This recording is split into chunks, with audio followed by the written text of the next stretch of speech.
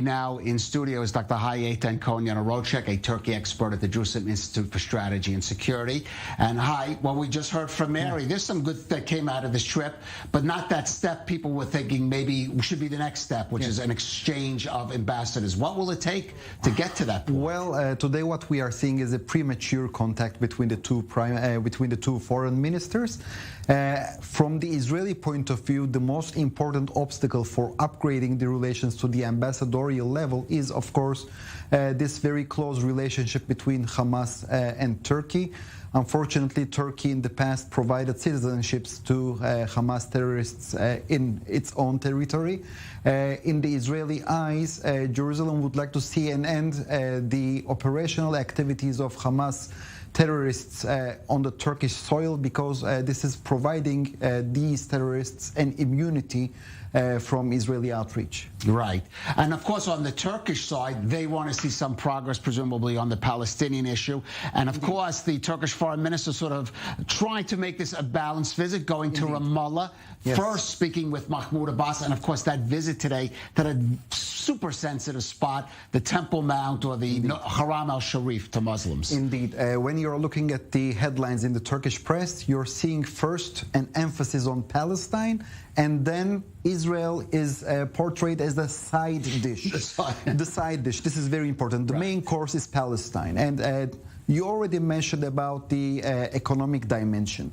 During his press conference in Ramallah, the Turkish Foreign Minister Çavuşoğlu made it very clear that Turkey is willing to invest in Jenin's in Turkish operational site in the city of Jenin in the West Bank. What we understand from here, the Turks are eager to invest in West Bank, creating job opportunities for the Palestinians, and at the same time, it will increase the interdependency vis-a-vis Israel, because all of the Turkish goods will come to West Bank via Israel's Haifa port. So it's a win-win situation, also for Israel and also for the Palestinian Authority and also for the Turks.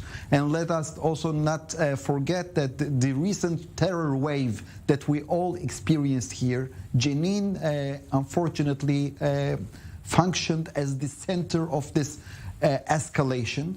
And if this Turkish investment would pour some money and investment into that region, so maybe these people will have something to lose, so that they will not be involved in terrorist activities in the future. Right. Well, you mentioned, of course, what Israel would like to see, the expulsion of those Hamas operatives from Turkey. What Turkey would also like to see from Israel is maybe collaboration on that Mediterranean gas, natural gas, moving it, shipping it abroad. But that's very complicated for Israel. Yes, but it is going to endanger Israel's trilateral pact with Greece and Cyprus. Right, that's the problem. So that is why Israel is very cautious, and that is why, in my opinion, Israel did not want the accompany of the Turkish energy minister to Mr. Çavuşoğlu, and the Turks came here with a more modest,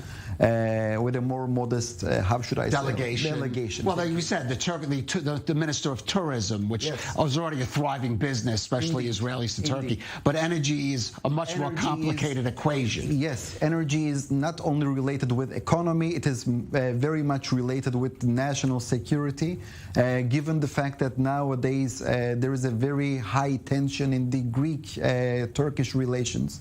Recently, Mr. Erdogan declared that he doesn't want to be in touch with Mitsotakis, with the Greek Prime Minister, so we cannot disconnect from all of these developments in the region. All right, but at any rate, the visit seemed to have gone off successfully. We'll just have to see where it goes from here, and if President Erdogan will actually have something positive to say about Israel. If someone is trying to shake your hand, shake that hand. Well, it's great. That's happened here. Dr. Eytan Cohen, Yanarocak, thank you for joining us on the Rundown.